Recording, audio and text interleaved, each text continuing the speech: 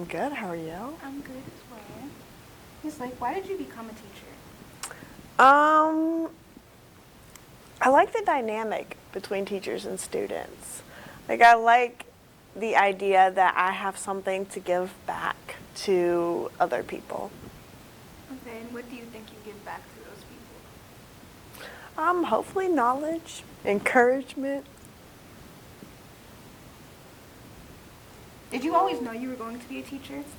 No, when I was in high school, I applied to be a veterinarian and I got accepted, but I had also applied to the College of Education and got accepted there too, and that ended up being where my heart led me. Why did you want to be a veterinarian? I've always liked working with animals, and it's a good, stable job. It was also very gross. So I think I would have an issue with all the fluids that are involved in that job. Fair enough. Who has or has had the biggest impact on your life? So I've thought about this question a lot, and I haven't been able to pinpoint just one person. There's a lot of different people who have influences on my life up to this point. Some big, some small, but I can't pinpoint just one person who has been the most important. Okay, that's fair. If you could pick one, who would you pick? If I could pick just one person, I would pick my parents probably. If I absolutely had to make a choice, they definitely had a hand in raising me and making me who I am. They've been very supportive of, helping me raise a child and, throughout the tribulations that I've had in life, they've always been there to help support me. What are they like? My parents. Very sarcastic. Like you. A little bit like me, yeah. I get it from my parents. Very supportive. They love their grandchild. There's nothing that I ask that they wouldn't do for me or for her, so. How did having a brain tumor impact your personal and or teaching life? So I think a lot of the students here have been with me throughout that whole journey. Especially if you're a senior or a junior now, you were with me throughout the time when, I got my diagnosis and my treatment, and then I came back in the wheelchair. Anytime you have a major life change like that, I went through a little bout of depression because I thought I wouldn't walk again, and I was very scared of how I would raise my child like that. She was 6 at the time, and as a single mom, it was scary. Go ahead. No, you can do it. I'm sorry. It was scary to think, how are you as a single mom going to function, get to work, take care of your child, cook, clean the house, take her to the park, take her to school functions. It was very scary for a little while, but, we pushed through. How did you push through? Definitely with the help from a lot of people. I had lots of physical therapists, occupational therapists, lots of doctors. Like I said, my parents were very supportive. They took me to treatments. They took me to therapies. We used to do aqua therapy at the pool, and, they were there supporting me the whole way. I know students can be difficult. How do you handle the ones that just don't seem to care?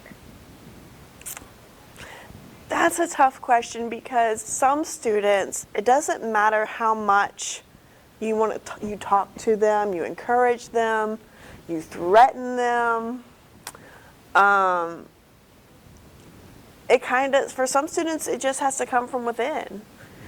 Some people aren't going to get that in high school. I hate to say it like that because I know as teachers, as educators, they're supposed to be like, oh, everyone's capable. And they are capable. You have to find that thing within yourself. I don't think any educator or teacher or parent can give that to you. I think if a student really wants to be motivated, someone really wants to succeed, they have to find it in themselves. What are some hardships that have occurred in your life?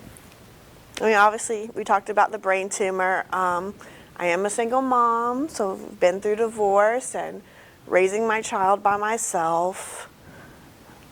I mean, I think it's hard to say what hardships you have without also thinking about how you've overcome them. So how did you overcome them? Like I said, I've had a lot of supportive people in my life, even when they didn't know that they were being that support for me. When I came back and I was in the wheelchair, you know, my students were a big support for me. I might have fussed at them, but it was nice to, you know, have them with me, cheering me on when they saw me in the hallway, seeing me, you know, do things for myself or standing up, and they're like, "Oh, you got it, Miss Lake, you got it." And you know, I might be a little Mean.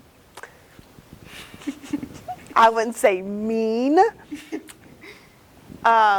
abrupt maybe with my students sometimes, but you know, I really did appreciate all the support that they gave me. What are some things you'd like to say to your students, or just students in general?